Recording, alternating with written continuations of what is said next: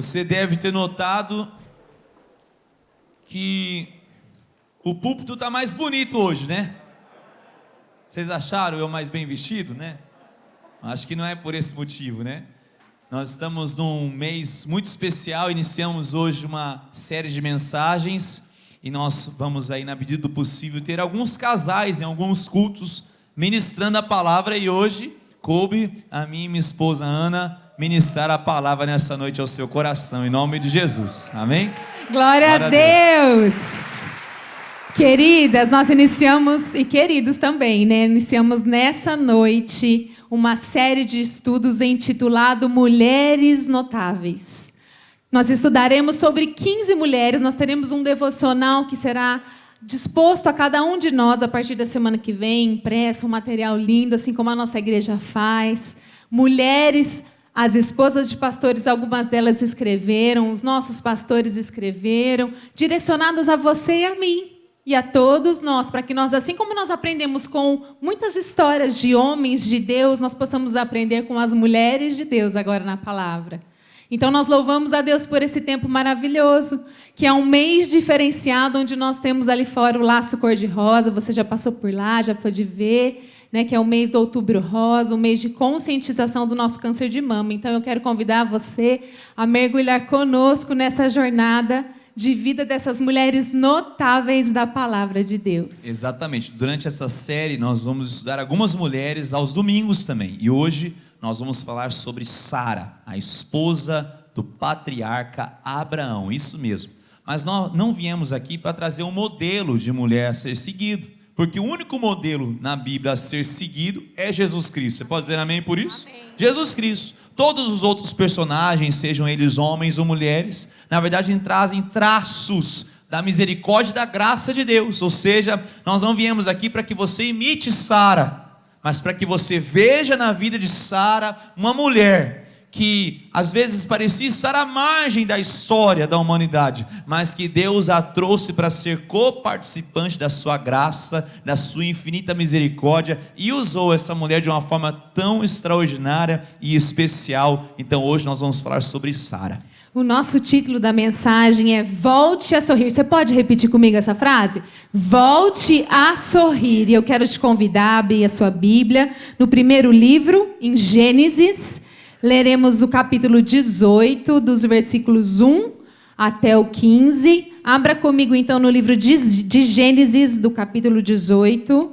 Leremos juntos o versículo do 1 ao 15. E a palavra do Senhor nos diz assim: Apareceu o Senhor a Abraão nos carvalhais de Manre, quando ele estava sentado à entrada da tenda, no maior calor do dia. Levantou ele os olhos, olhou, e eis 3 homens de pé em frente dele. Vendo-os, correu da porta da tenda ao seu encontro, prostrou-se em terra e disse: Senhor meu, se acho mercê em tua presença, rogo-te que não passes do teu servo. Traga-se um pouco de água, lavai os pés e repousai debaixo desta árvore. Trarei um bocado de pão, refazei as vossas forças, visto que chegastes até o vosso servo. Depois seguireis avante. Responderam: faze como disseste. Apressou-se, pois, Abraão para a tenda de Sara e lhe disse: amassa depressa 3 medidas de flor de farinha e faze pão assado ao borralho. Abraão, por sua vez, correu ao gado, tomou um novilho tenro e bom e deu-o ao seu criado, que se apressou em prepará-lo. Tomou também coalhada e leite e o novilho que mandara preparar e pôs tudo diante deles. E permaneceu de pé junto a eles debaixo da árvore. E eles comeram. Então lhe perguntaram: Sara, a tua mulher onde está? Ele respondeu: está aí, na tenda. Disse um deles: certamente voltarei a ti daqui a 1 ano, e Sara, tua mulher, dará à luz um filho. Sara o estava escutando à porta da tenda atrás dele. Abraão e Sara já eram velhos, avançados em idade, e a Sara já se lhe havia cessado o costume das mulheres. Riu-se, pois, Sara no seu íntimo, dizendo consigo mesma: depois de velha, e velho também o meu senhor, terei ainda prazer? Disse o Senhor a Abraão: porque se riu Sara, dizendo: será verdade que darei ainda à luz, sendo velha? Acaso para o Senhor a coisa demasiadamente difícil? Daqui a 1 ano, neste mesmo tempo, voltarei a ti, e Sara terá um filho. Então Sara, receosa, o negou, dizendo: não me ri. Ele, porém, disse: não é assim. É certo que riste. Na verdade, a pergunta a ser respondida é: por quais motivos você tem sorrido? Exato. Por quais motivos você tem sorrido? O título da mensagem é Volte a Sorrir. Basicamente, há 2 elementos pelos quais você pode sorrir. Você já viu aquele sorriso amarelo? Aquele sorriso sarcástico, cínico? Aquele sorriso da incredulidade, aquele sorriso da dúvida? É uma possibilidade. A outra possibilidade é um sorriso muito mais exuberante, que é o sorriso da alegria contagiante, o sorriso da crença, o sorriso da expectativa de que algo novo pode acontecer. Nós vemos aqui que Sara perdeu a capacidade de ser surpreendida. Perdeu-se a capacidade de se maravilhar com o que Deus poderia fazer na vida dela. Na verdade, o mundo em que vivemos tira as cores da vida. Muitas vezes, quando estamos ainda jovens, tudo tem mais cor, tudo é mais colorido, parece uma aquarela viva de cores. Mas o tempo vai passando e as cores vão ficando opacas, parece que vai ficando tudo um preto e branco, um cinza degradê, e não tem mais graça as coisas. Você já percebeu como quanto mais idade vamos tendo, avançando na sua idade, menos valor você dá às coisas corriqueiras da vida? Um grande exemplo disso é você que é pai e mãe de filhos pequenos, já esteve em sua casa. Quando você menciona: filhos, nós vamos sair de férias, primeira coisa que acontece, seus olhos brilham e eles já começam a perguntar: quando vai chegar o dia? Assim, quando vai chegar? E se é as férias na praia, pai, mãe, eu quero ir para a praia, eu fico imaginando o que nós vamos fazer, a onda que nós vamos pegar, a brincadeira que nós vamos fazer na areia, porque eles vêm nesse momento, eles ficam surpreendidos, eles têm grandes expectativas, eles ainda não perderam a capacidade de se maravilhar com as coisas da vida. Interessante, né? Nós saímos de férias agora no meio do ano, e a Heloísa gosta muito de andar a cavalo, e nós fomos para um hotel fazenda. E chegando ali, a primeira coisa que ela quis fazer foi colocar a malinha dela no quarto e falar: mãe, rapidamente, vamos andar a cavalo. E ela estava ali, ela olhou para mim com uma expressão de alegria intensa, falou: mamãe, hoje é o melhor dia da minha vida. Eu falei: é, filha, como se ela estivesse, né, num grande lugar, algo muito especial. Ela falou: é, mamãe. E ela estava, pasmem, num burrinho desse tamanho, Aurelildo, ó. Ela não estava num manga larga, ela não estava num cavalão, mas aquela capacidade do seu coração de contemplar, né, a exuberância da coisa simples, da profundidade daquilo que trazia era alegria. Assim é o coração da criança. Exatamente. Você tem motivos para sorrir? Vamos trazer essa palavra para o nosso coração, para a nossa realidade. Sara, aqui na palavra de Deus, ela riu, mas riu do deboche. Ela riu de um coração amargurado.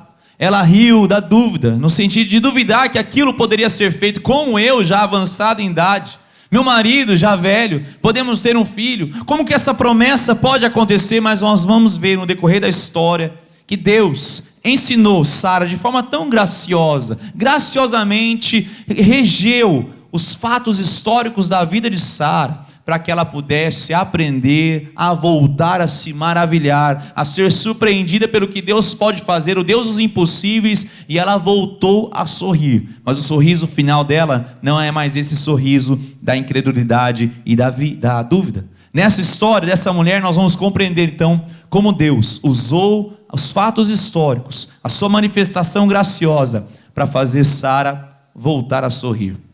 Sara tinha uma beleza lendária. A Bíblia fala que ela era uma mulher muito formosa. Preste atenção, ela já tinha 65 anos de idade quando eles saíram da sua terra e da sua parentela para cumprir essa promessa. E mesmo assim, aos 65 anos, ela parava o trânsito, viu, gente? E naquela época não tinha ácido hialurônico, não tinha rotina de skincare, não tinha nada disso. Ela era formosa de aparência, nos diz a palavra. Nem botox, nada disso. Nada. Então era bonita por natureza. Ela entrou na fila da beleza algumas vezes. Tanto que um faraó e um rei quiseram possuí-la e tê-la como esposa. Ou seja, mas aquilo não importava para Sara. A primeira vez que o nome dela é mencionado na palavra, ele vem ligado à sua maior deficiência, que era a sua esterilidade. Aquilo lhe causava tristeza profunda. Aquilo lhe causava vergonha. Nessa época, os filhos significavam muito para uma mulher. A mulher era valorizada pelos filhos que ela dava ao seu marido. Era a sua honra, era o seu orgulho, era o seu legado. Como é que Sara ficaria se Abraão viesse a faltar? Então, para Sara, de nada adiantava ter uma beleza de parar o trânsito, se em seu coração aquilo que ela mais queria não lhe tinha acontecido. Sara, então, era uma mulher torturada por esses sentimentos. Imagine Sara dentro de casa, amargurada, tratando mal o seu esposo, né? Porque a gente se torna ácida quando a gente vem com rancor de muitos anos dentro da gente. Ela via suas servas tendo filhos e filhas e ela invejava aquela situação. Sara sofria. Ela tinha, então, realmente uma beleza estéril, porque aquilo a consumia. Tinha um rosto belo, mas um coração amargurado. Essa beleza estéril, uma beleza que não gerava frutos a ela. Na verdade, vivemos também uma sociedade que supervaloriza a estética. Nós dizemos da cultura da estética. Na verdade, o texto que eu quero que você leia comigo, se você voltar a sua Bíblia algumas páginas, em Gênesis capítulo 12. Veja comigo, Gênesis 12, versículo 11, 12 e 13. Uma situação em que Abraão e Sara estavam envolvidos. Quando eles se aproximavam do Egito, diz o texto, quase ao entrar, disse a Sarai, sua mulher: ora bem sei que és mulher de formosa aparência. Os egípcios, quando te virem, vão dizer: é a mulher dele, e me matarão, deixando-te com vida. Dize, pois, que és minha irmã, para que me considerem por amor de ti, por tua causa, me conservem a vida. Veja aqui, eu não quero falar do aspecto do marido com a esposa, isso aqui eu vou deixar para uma segunda parte da mensagem.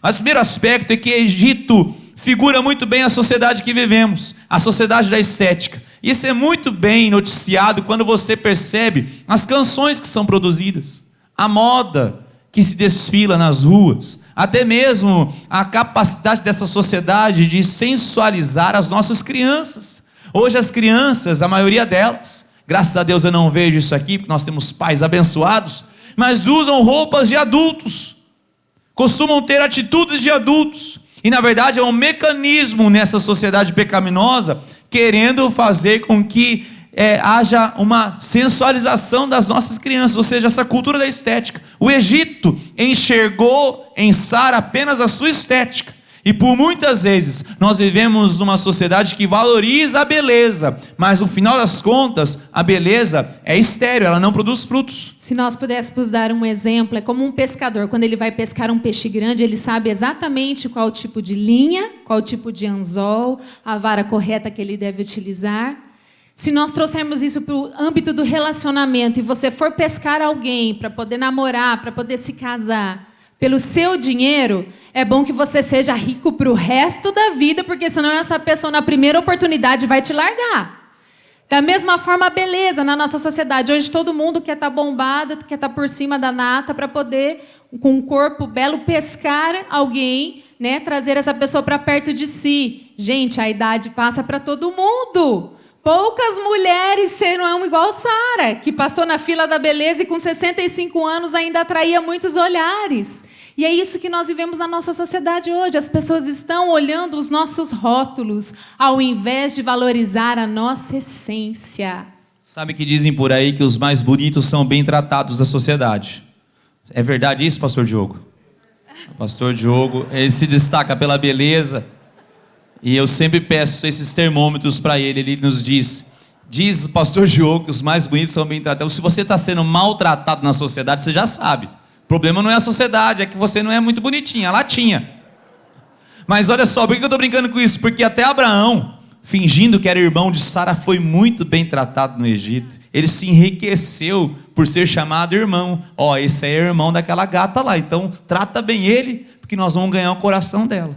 Nós vamos falar um pouquinho sobre isso daqui a pouco, mas Sara e Abraão, havia uma promessa sobre a vida deles, de um herdeiro. Havia essa promessa e Sara sabia muito bem disso. Ou seja, Sara estava avançando na idade, aquele filho não chegava, eles já estavam velhos, a vida sexual deles já era inexistente, sabe aquela coisa de memória passada, nem sabiam mais o que era isso. E Sara falou: como que nós vamos cumprir essa promessa? Como se fosse uma incumbência humana, preste atenção, uma incumbência humana, realizar as promessas que são divinas. Você já viu que todas as vezes quando você não sabe fazer uma coisa, você tenta ajudar, você mais atrapalha do que ajuda? É a mesma coisa que se eu fosse cozinhar com a Ana. Eu sou péssimo na cozinha, eu sou um zero à esquerda. Se eu for tentar ajudar a Ana quase fala assim: dá licença, deixa que eu faço. Agora, lavar uma louça daí é comigo, daí eu sei nesse aspecto, pelo menos, dou uma ajuda lá em casa. Mas é isso, às vezes a gente quer dar uma mãozinha para Deus. Sara quis fazer isso, ela arquiteta um plano imoral. Ela chega para Abraão e fala o seguinte: ó, já que o Senhor me impediu de ter filhos, já que Ele me impede de ter filhos, possua minha serva Agar, talvez eu possa formar família por meio dela. O texto não diz, mas eu tenho certeza que Abraão pensou muito sobre isso. Foram 5 segundos, e após 5 segundos ele disse: tá bom, fechado. Quando? Agora? À noite? Você dá risada, né? Mas foi esse plano imoral que foi arquitetado por Sara, porque os seus longos anos de esterilidade lhe fizeram duvidar da promessa que poderia se cumprir, porque ela olhou nela mesma e não havia recursos para que isso acontecesse. Na verdade, esse caso de poligamia de Abraão foi o primeiro caso relatado na Bíblia de um homem justo que teve esse ato de poligâmico. E todas as vezes que esse grande feito de uma só carne foi quebrado, nada de bom veio. Nada de bom veio, só desgraça atrás de desgraça. Lembra de Davi, quando ele adulterou com Betseba a ponto de matar o próprio esposo Urias para ficar com essa mulher? Lembra de Salomão, que sucumbiu no final da sua vida, seguindo os deuses pagãos e suas esposas e concubinas? Nada de bom vem quando se viola esse processo, esse princípio de uma só carne. Por quê? Porque havia um tempo determinado. Sara precisava entender que havia um tempo determinado. Qual tempo é esse? Deus estava esperando que todas as possibilidades humanas caíssem por terra. Deus estava mostrando para Sara que não seria por meio de homens, que Deus não precisa da ajuda de um homem e de uma mulher para cumprir a sua promessa. Sabe que quando eu olho e você olha para as circunstâncias, sabe quando você fala assim: e agora já era? Portanto, é agora que Deus entra na jogada, para que Ele seja glorificado. Deus estava esperando esse momento na vida de Sara e Abraão, para que Ele pudesse demonstrar o seu total poder. Por isso que Sara ri, e aqui é o riso do desprezo, é o riso do total desprezo que Sara apresenta nessa situação. Ela ri pela dúvida, ela ri porque perdeu a capacidade de ser surpreendida. O mundo nos torna insensíveis assim. O mundo nos faz ver as coisas, como eu disse, mais opacas. O mundo tira a possibilidade de acreditarmos, de crermos. Quem sabe quantos de nós estamos aqui como cristãos há tanto tempo, celebramos o que Deus tem feito na vida das pessoas. Hoje um testemunho maravilhoso. Todo domingo aqui você ouve um testemunho do que Deus está fazendo no nosso meio. Certamente você conhece situações que Deus fez ao redor de você, na sua célula, na sua família. Mas quando fala de um milagre na sua vida, há um riso de escárnio, há um riso do desprezo, o riso do cinismo em nosso coração. Será mesmo? Eu acho que já passou o tempo, eu acho que não há mais alternativas. É o riso de uma visão pessimista que dominou o coração de Sara e por muitas vezes tem dominado o meu e o seu coração também. Já em contrapartida, se nós olharmos aí no capítulo 17, volta um pouquinho comigo aí no capítulo 17, no versículo 17, Abraão vai esboçar um sorriso de alegria exultante em Deus. O texto fala que Abraão se prostrou o rosto em terra e riu. Esse é um tipo de risada diferente da risada de Sara. Era o riso de uma pessoa que exaltava e exultava numa promessa que ele havia recebido. O coração dele já estava bem resolvido com relação a essa promessa. Ele podia se deliciar com essa verdade daquilo que Deus estava preparando, daquilo que Deus iria fazer. Apesar do tempo estar passando, apesar da idade já estar avançada, apesar das limitações físicas, apesar de não existir mais relacionamento a dois, lá em Romanos 4, você não precisa abrir, o apóstolo Paulo fala nos versículos 18 a 21 o seguinte: Abraão, esperando contra a esperança, creu, para vir a ser pai de muitas nações, segundo lhe fora dito, assim será a tua descendência. E sem enfraquecer na fé, embora levasse em conta o seu próprio corpo amortecido, sendo já de 100 anos de idade, e Sara, também avançada em idade, não duvidou por incredulidade da promessa de Deus, mas pela fé se fortaleceu, dando glória a Deus, estando plenamente convicto de que ele era poderoso para cumprir a sua promessa. Abraão havia compreendido que o Senhor que havia prometido era poderoso para cumprir a sua promessa. Aleluia. Glória a Deus. Abraão e Sara sabiam que eles não poderiam ter um filho sem um ato sexual. Mas havia muito mais coisa envolvida aí. Se você fizer uma leitura desapercebida, você acha que eles só precisavam de uma noite de sexo, o casal. Não. Deus não estava querendo apenas restaurar um ato na vida deles. Deus estava querendo restaurar uma vida. Ou seja, Deus deseja restaurar uma vida. Preste atenção. E não somente um ato. Sexo é um ato. Casamento é uma vida. Deus queria restaurar a vida deles. Queria dar um novo casamento para Abraão e Sara. Quando você lê o texto aqui, você percebe que na verdade o problema deles não era na área sexual, mas era na área emocional. Há muito tempo o casamento estava em frangalhos, destruído. Por algumas circunstâncias, eu quero destacar duas apenas. A primeira nós já lemos. Quando Abraão e Sara, ao entrar no Egito, ele fala o seguinte: fala que você é minha irmã. Ele abandona Sara. Ele não cuida do coração de Sara. Ele não protege o coração de Sara. Sara não se vê envolvida, protegida pelo seu marido. E sabe, homens casados que estão aqui e que estão nos ouvindo, preste atenção. Pastoreie o coração da sua esposa.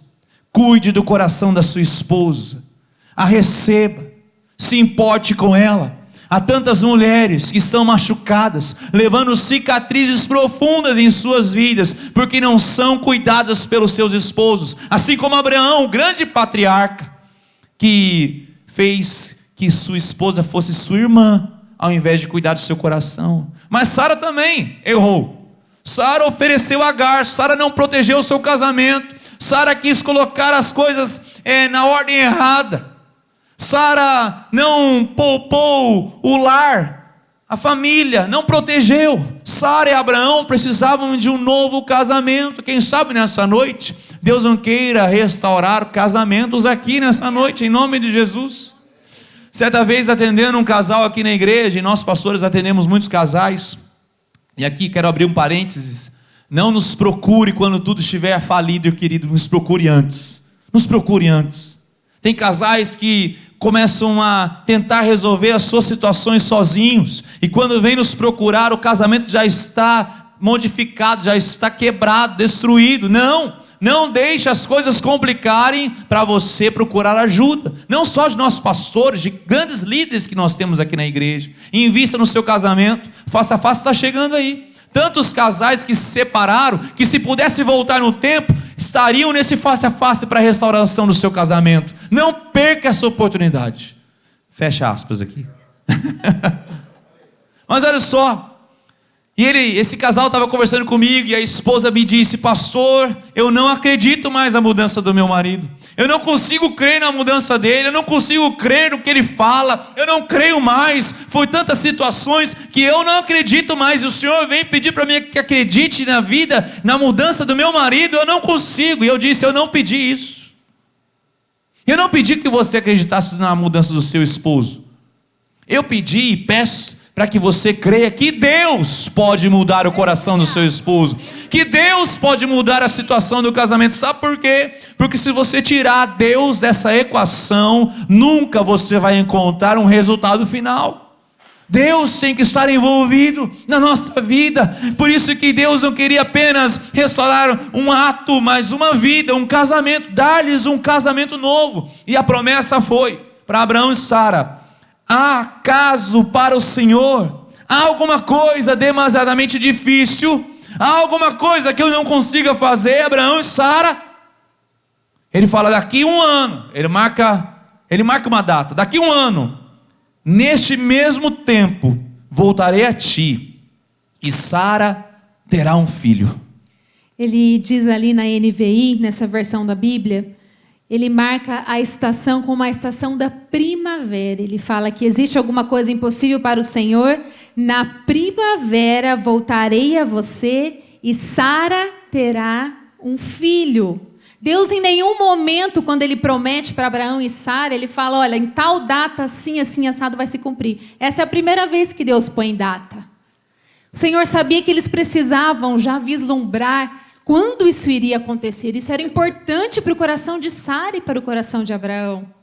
Nós estamos exatamente hoje em qual estação? Primavera. Gente, Deus nessa noite está dizendo: quem sabe na primavera do ano que vem eu voltarei a você e você estará carregando um filho nos braços. Quem sabe na próxima primavera você terá a cura que você tem buscado. Quem sabe na próxima primavera eu resolverei esse problema que parece insolúvel na sua vida. Que você possa se abrir para receber esse novo de Deus. Essa palavra que você voltará a sorrir. Quem crê nisso? Aleluia. Nós recebemos e Glória declaramos isso em nome de Jesus. Aleluia. Glória a Deus. Na verdade, o Senhor conhecia o coração de Sara e as suas necessidades. Se você for um bom observador do texto, você vai perceber que o coração de Abraão já vivia essa promessa. O coração de Abraão já se antecipava, mesmo com o tempo passando, Abraão cria. Mas Sara não. Isso nós percebemos muito nos casais. Muitas vezes nós vemos um descompasso no casamento.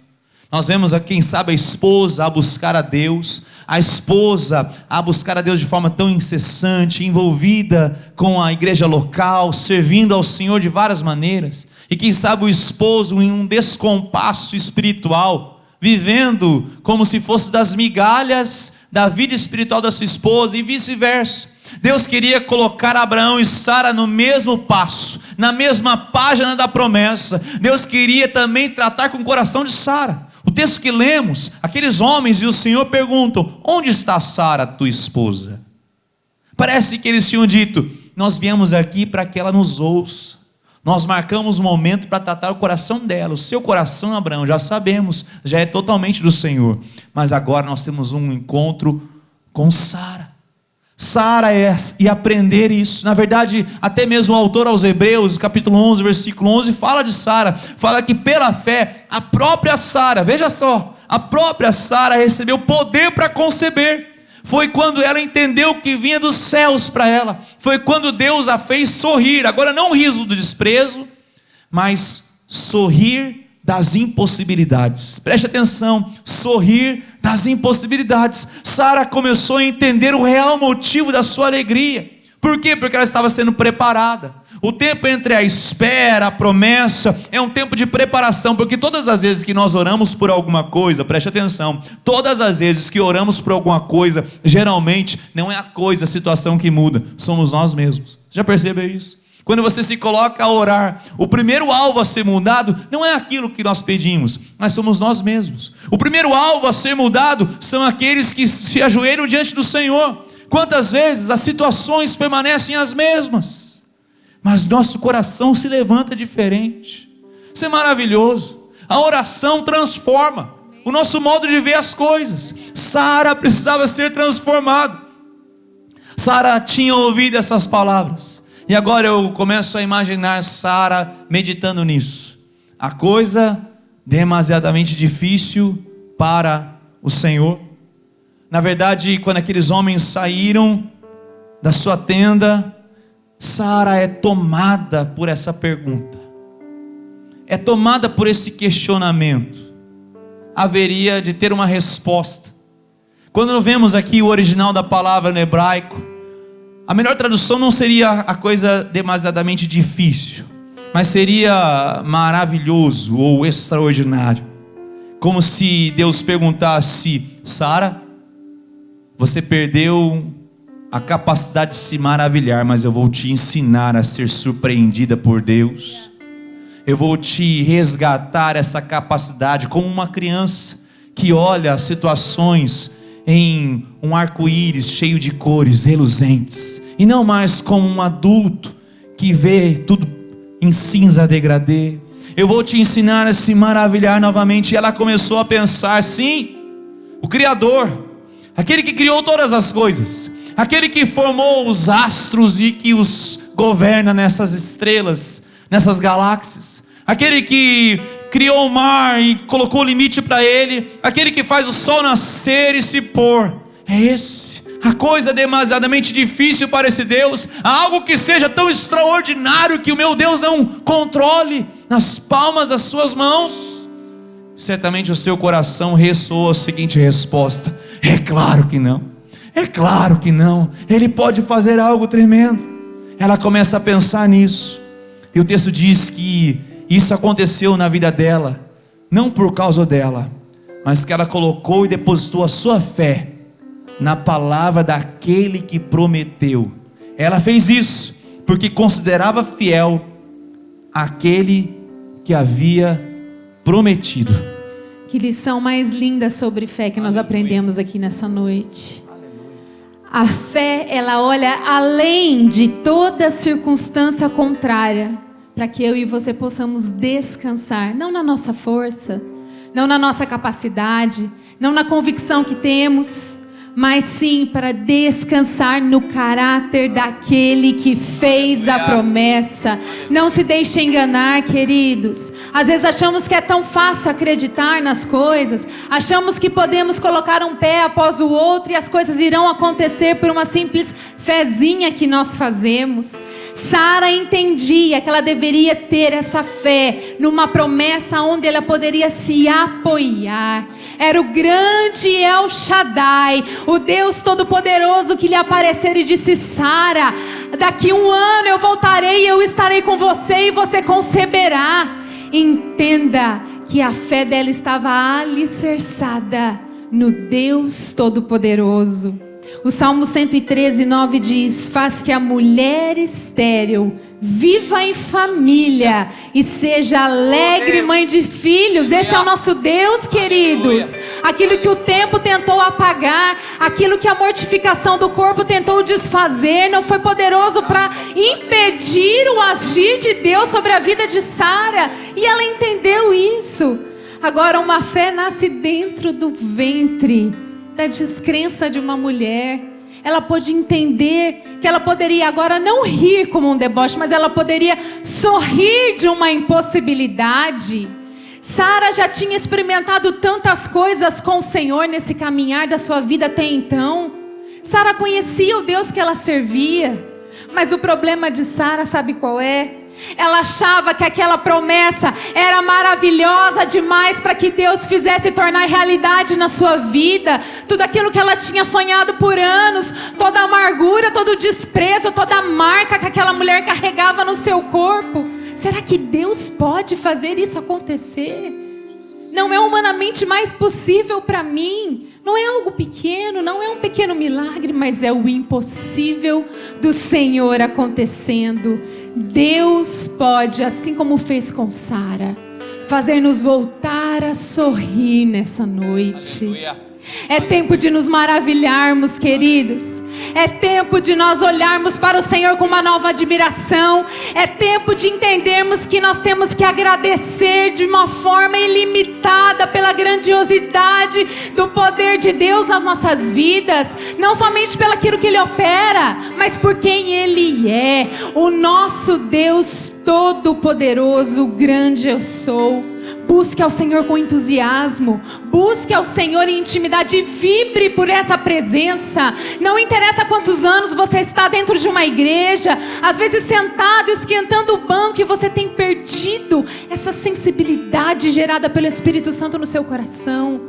Essa noite o Senhor quer aquecer as tuas estruturas e te fazer voltar a sorrir de alegria, de paixão pelo Senhor, de paixão por Ele, quem Ele é e o que Ele pode fazer. Que você receba isso sobre o seu coração em nome de Jesus. Aleluia. Volte a sorrir, meu querido e minha querida. Volte a sorrir. A palavra do Senhor diz que um ano depois, a primavera, Deus cumpriu o seu plano. Leia comigo, Gênesis capítulo 21. Gênesis 21, os primeiros versículos. Visitou o Senhor a Sara, como lhe dissera, e o Senhor cumpriu o que lhe havia prometido. Sara concebeu e deu à luz um filho a Abraão na sua velhice, no tempo determinado de que Deus lhe falara. Ao filho que lhe nasceu, que Sara lhe dera luz, pôs Abraão o nome de Isaque. Abraão circuncidou seu filho Isaque, quando este era de 8 dias, segundo Deus lhe havia ordenado.